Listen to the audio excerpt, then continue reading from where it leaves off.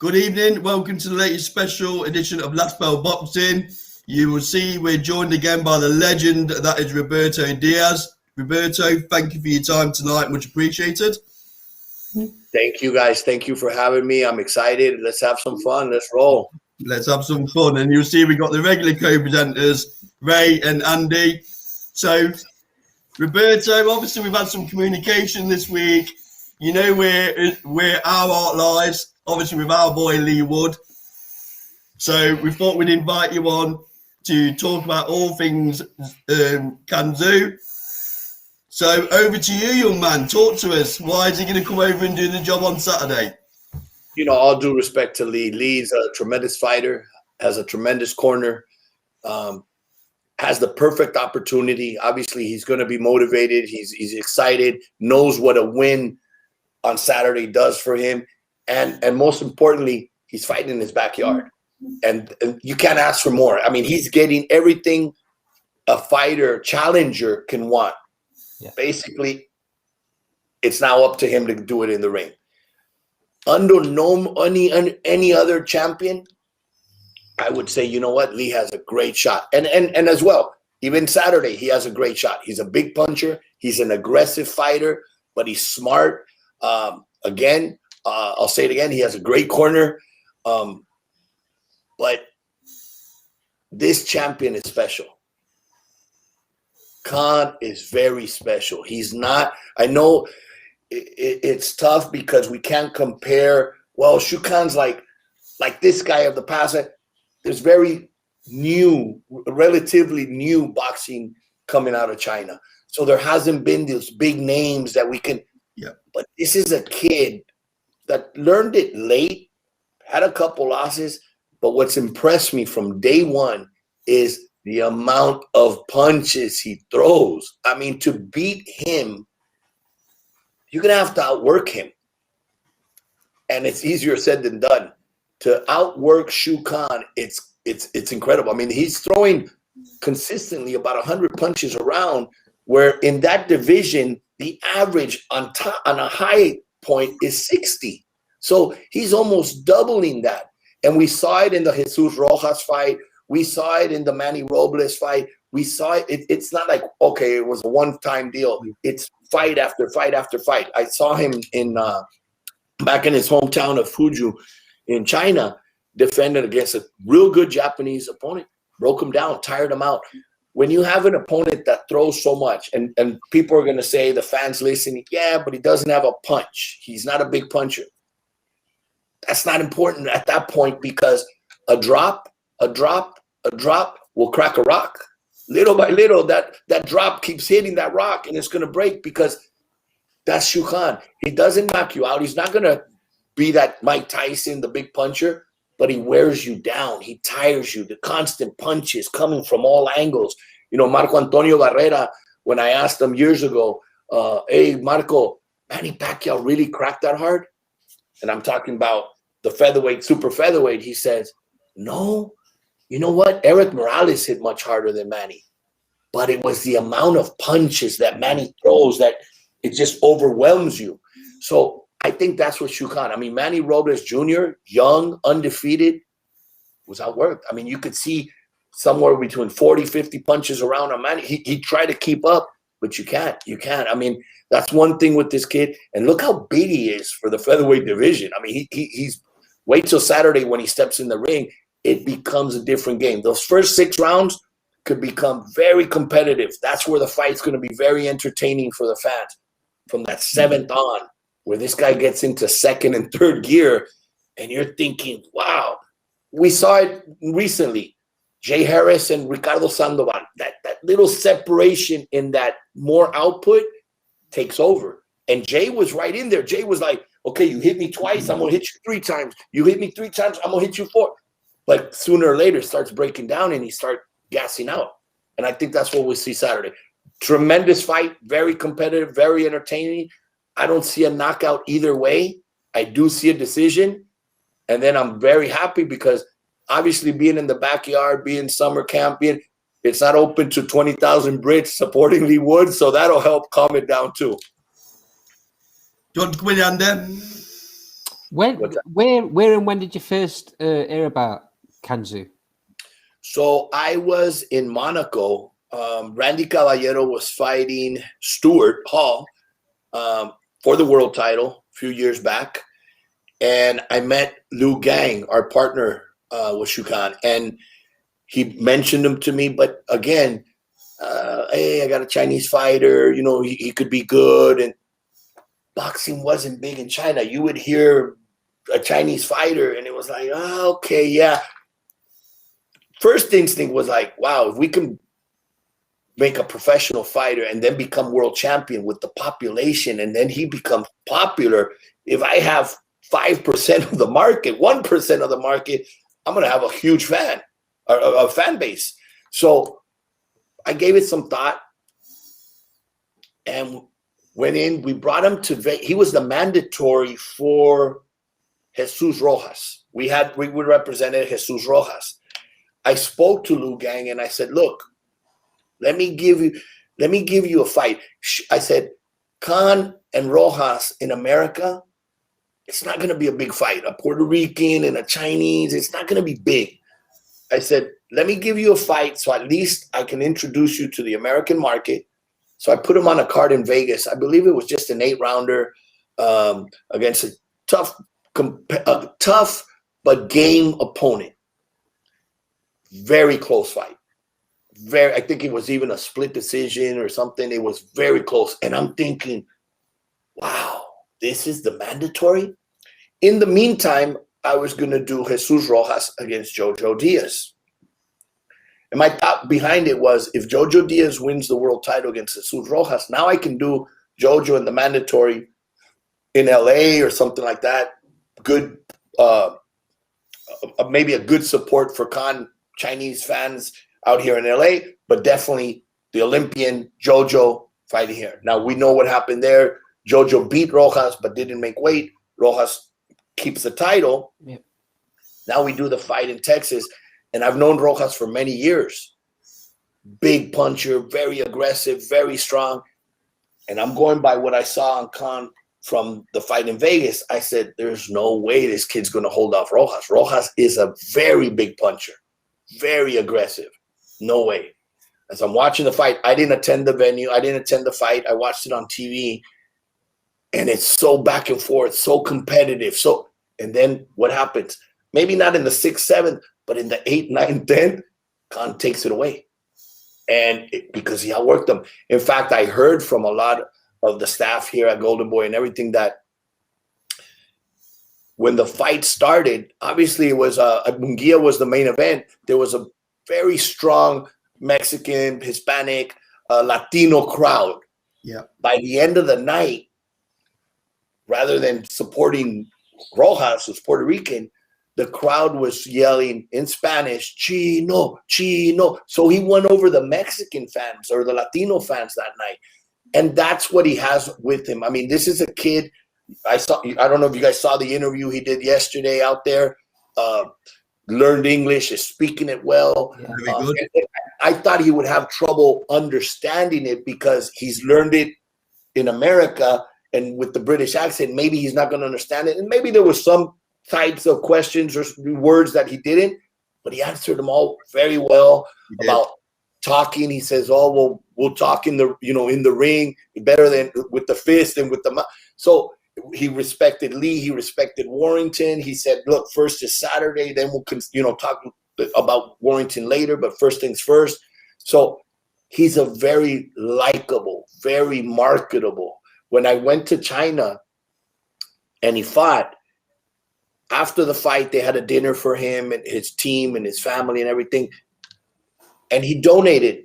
Well, he brought out his gloves, his fight gloves, and raffled them right there in the venue, in the ballroom where we were at, and raised money and gave the money to this little girl and her family that he invited because he had seen videos of the little girl box in her house. So she's a boxing fan, but they're very poor. So he invited them to the fight, raffles off the gloves. They raised a lot of money. Then he raffled off the robe and donated all that money to the family. So I went up to him and I said, you're just starting as a champion. I'm curious, why'd you do that? normally young fighters, champions, I want the car, I want the chain, I want the Gucci, I want the Rolex, and I said, why'd you do that? Because I remember when I was in that situation. Humble guy then. And I saw somebody so humble, so young, but so mature.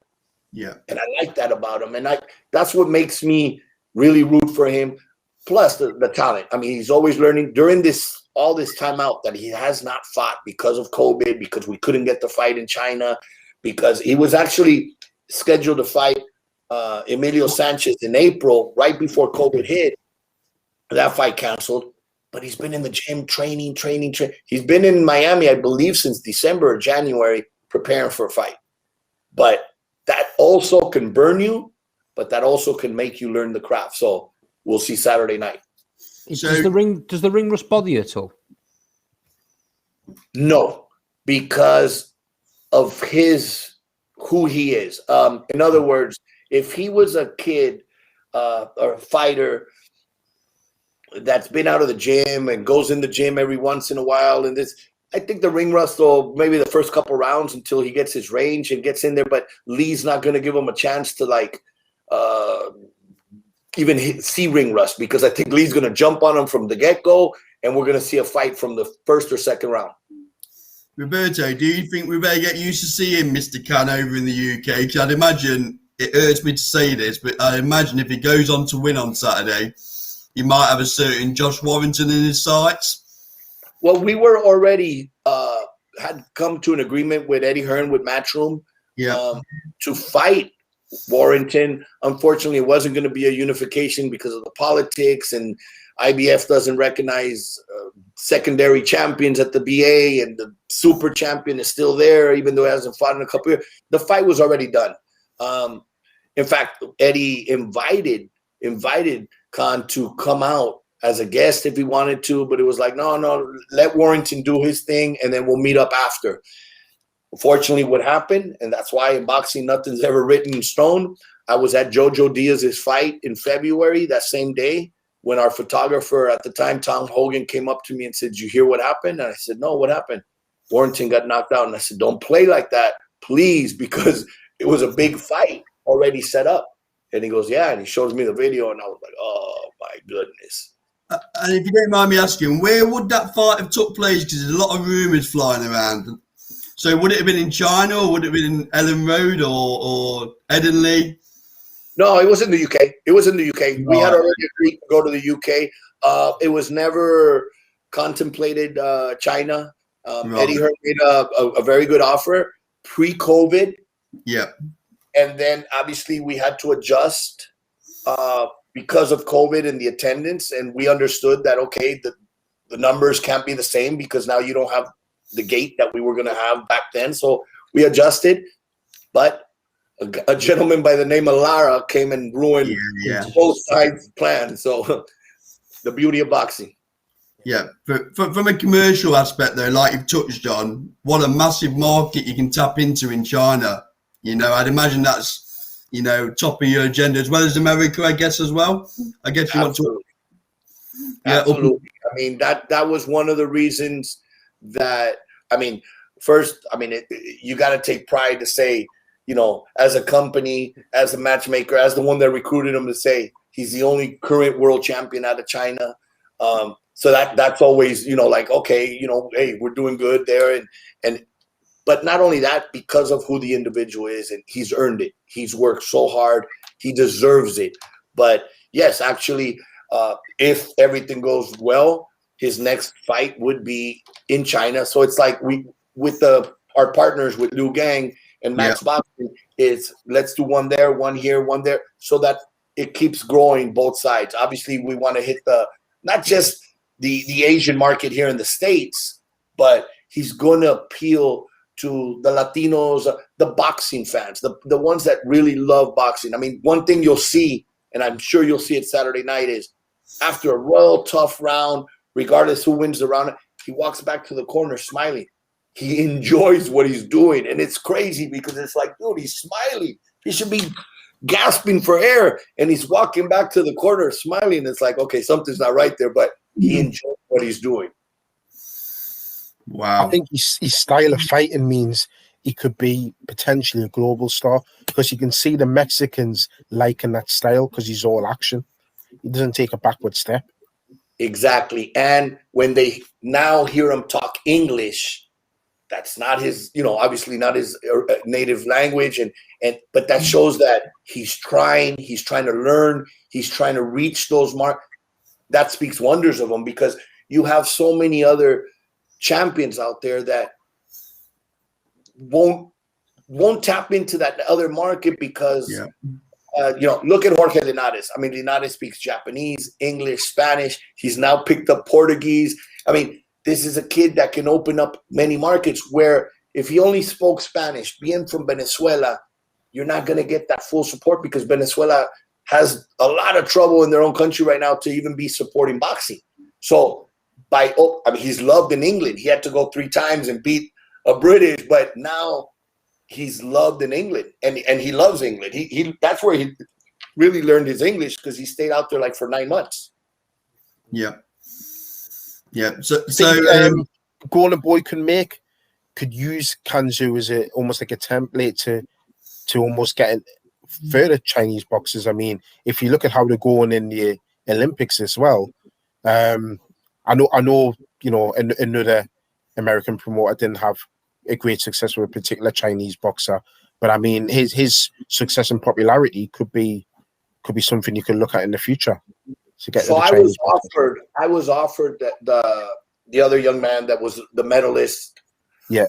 But it was his weight class. Before he signed with Top Rank, before he turned pro, they offered him to me.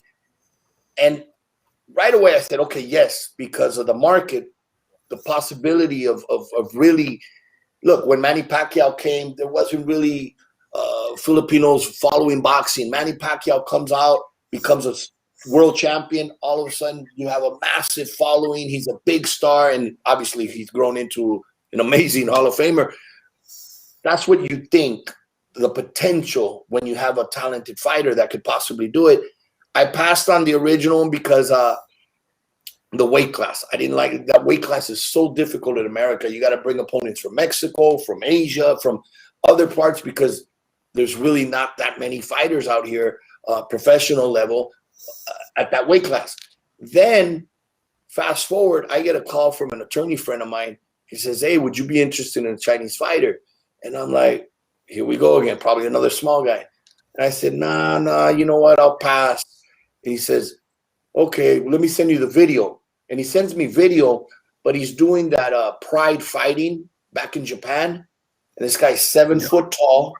And I'm like, wait a minute. So I called my attorney friend right away. I said, where's this guy? Oh, well, he's sitting right here in my office. Bring him here in LA. I said, bring him to my office. I want to see how he looks in person versus the video. Because in the video, he looked massive. Walks into the office. I'm already expecting something, obviously a big guy. But I wanted to see the look of everybody else now. And everybody in the office was like, so we signed him. Taishan. Unfortunately, he was a big dude, had the look, had the part, everything was perfect, but didn't like to get hit. As soon as he'd get hit, he would fold. He ended up retiring, I believe, like 5-0, went into WWE. I remember hearing that he was in the like farm system or something, but never saw it develop into actual combat. Haven't heard from him after that. But the whole promotion was going to be, there was one time when he fought, we had him stretch out his arms, and we had 3 fighters on each side, and his tips of his fingers were still past to the other guys. It was hilarious. He put his foot over, walk over the top rope and get in, look the part. People were like at awe with him.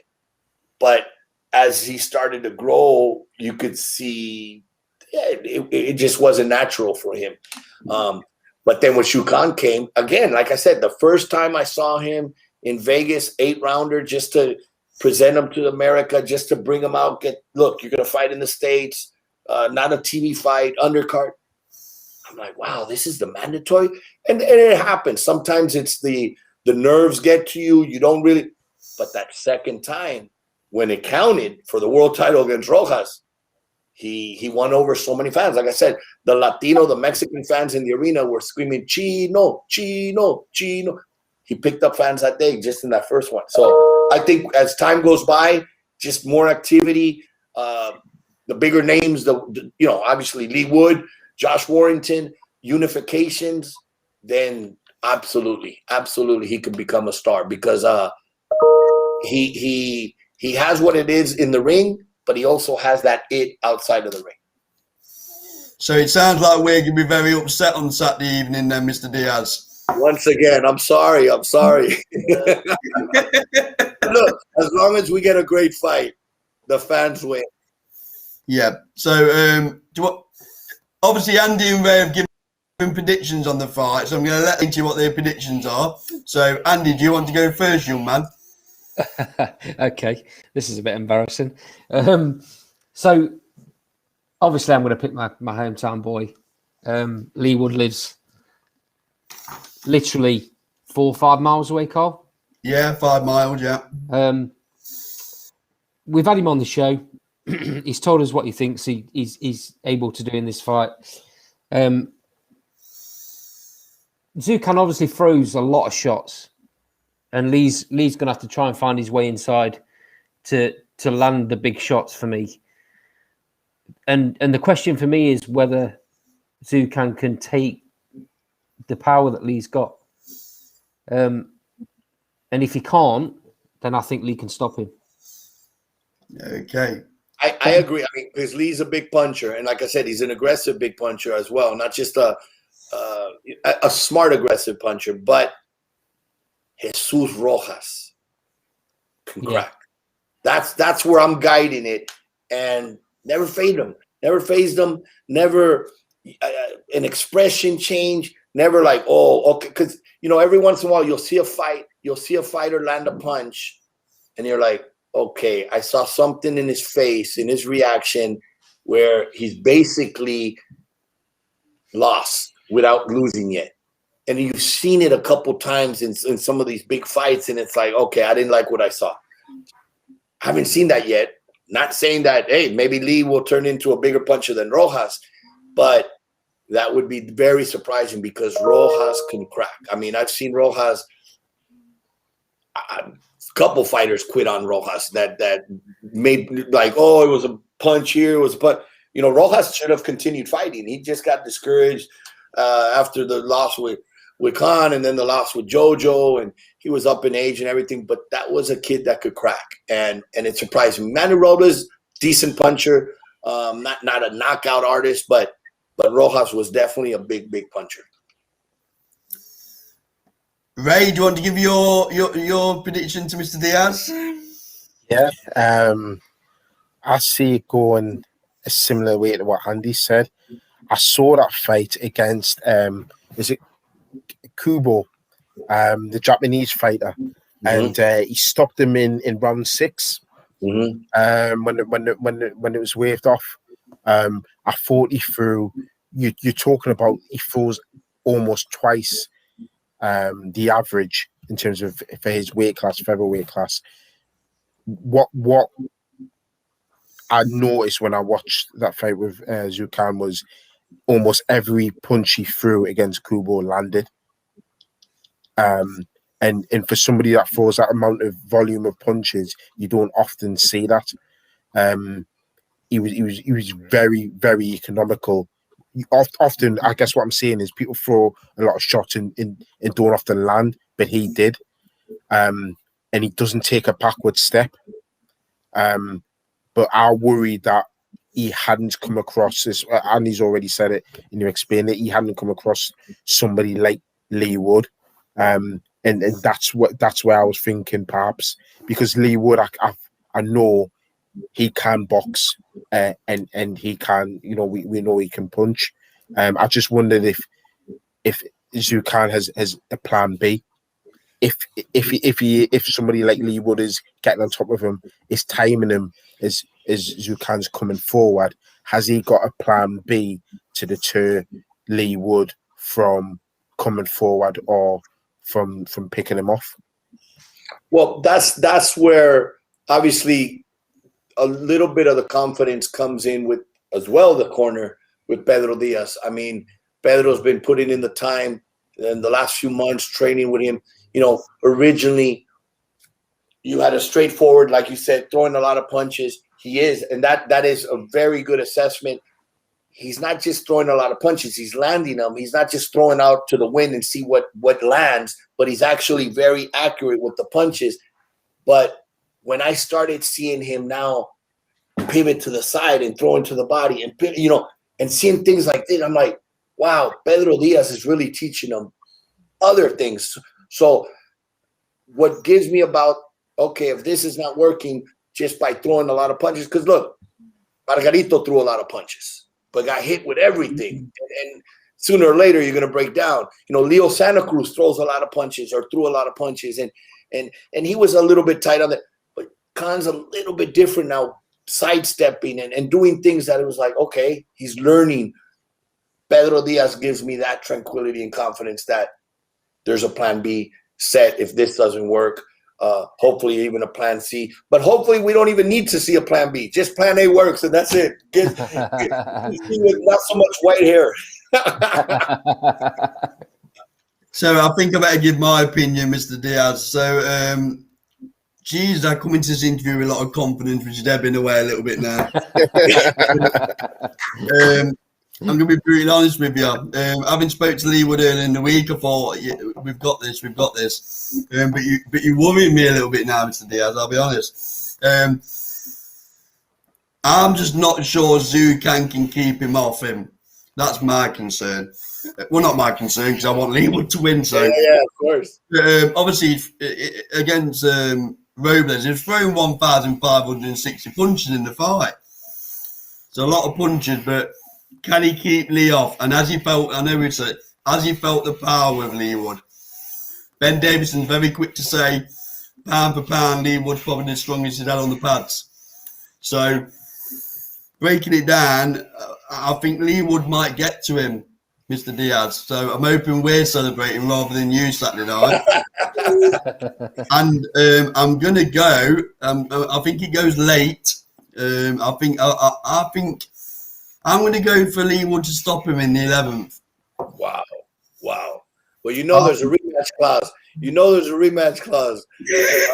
We'll have to do it again if that happens. We'll have to do it again. I didn't know there's a rematch clause. Huh? I didn't know there was a rematch clause. Come on, he's a sharp cookie. Of course you put a rematch clause in. Whenever it's not a mandatory and the champion gives a voluntary opportunity to a challenger, I mean, it's obviously we have to do our job to make sure that, hey, anything can happen, a headbutt, an injury, something, and then it stops and you lose it. There's a rematch clause for that particular reason. But if it is an 11th round or a decision, but in a great fight, then obviously the fans are going to want to see it regardless. Roberto, what made you go for Lee Wood?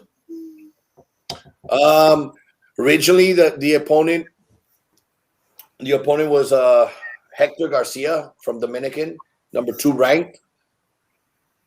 I didn't have a spot where I could put it on. My July 9th card was full. My August 14th was too far away. He's been ready to fight since May. And I reached out to Eddie and said, hey, you want to do a world title fight? And he says, let's do it. Because obviously the reason I reached out to Eddie and Matchroom first was because we were going to do the fight with Warrington. Yeah. So I said, if anything, it helps. And again, not at the time, I didn't know who it was, Lee Wood or whoever it would have been. If anything, Eddie, by having it on your card, it helps promote UConn in the UK in the event that Warrington beats Lara in the rematch.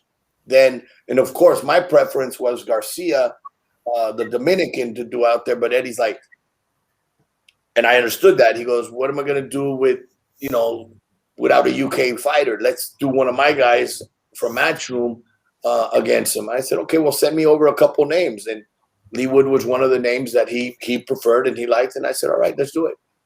And now you guys have me worried, 3-1. Now I got to be like this.